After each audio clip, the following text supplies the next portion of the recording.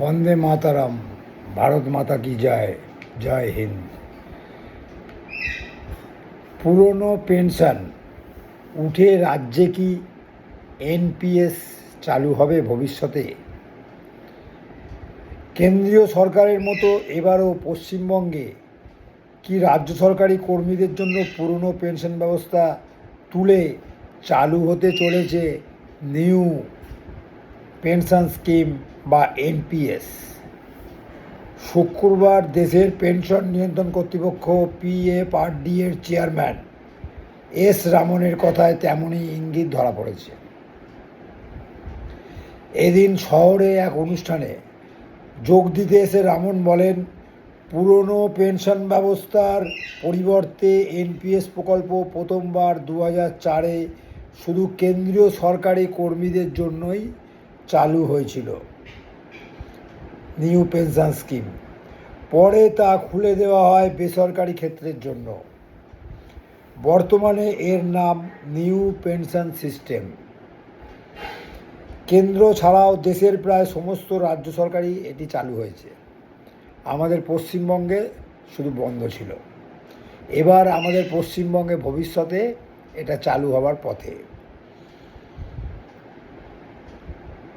পুরনো পেনশন আর এনপিএসের তফাৎটা হচ্ছে এইরকম।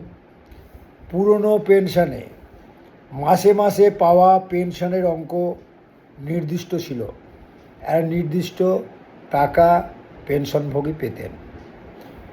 বছরে দুবার মহার্ঘ ত্রাণের নিরিখে এই অঙ্ক সংশোধিত হতো। জিনিসপত্রের দাম ওঠানামা, এর জন্য বছরে দুবার মহার্ঘ ভাতা দেওয়া হয়।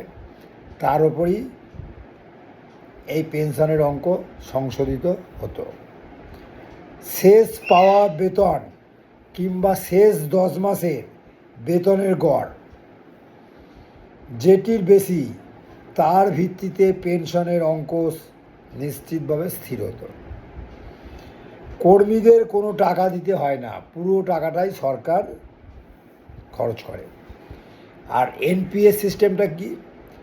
তহবিল তৈরিতে কর্মীদের বেতনের নির্দিষ্ট অংশ জমা দিতে হয়। পেনশন তহবিলে কর্মীদের বেতনের একটা নির্দিষ্ট অংশ জমা দিতে হয়, সরকারও একাংশ দেয়। তহবিলের টাকা বাজারভিত্তিক সম্পদে খাটানো হয়, মানে শেয়ার বাজারে ওই তহবিলটা খাটানো হয়। মাসে কত পেনশন মিলবে তা নিশ্চিত বা নির্দিষ্ট নয়। তহবিলের বাজার নির্ভর লগ্নিগুলির রিটার্নের ওপর তা নির্ভর করে। সেটা কমও হতে পারে, বেশিও হতে পারে। মার্কেট উঠলে বেশি হবে, মার্কেট কমলে কম হবে, কোনো স্থিরতা নেই।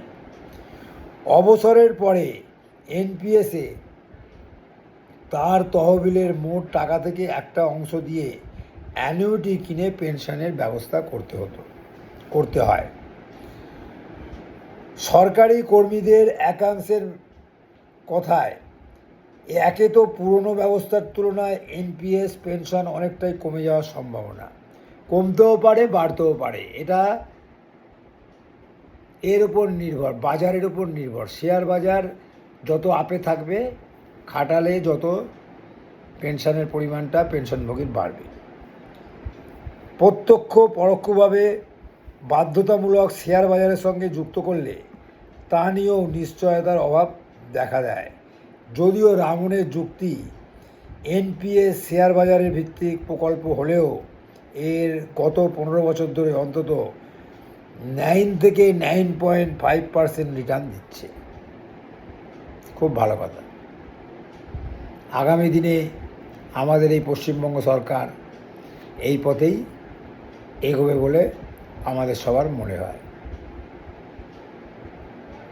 নমস্কার।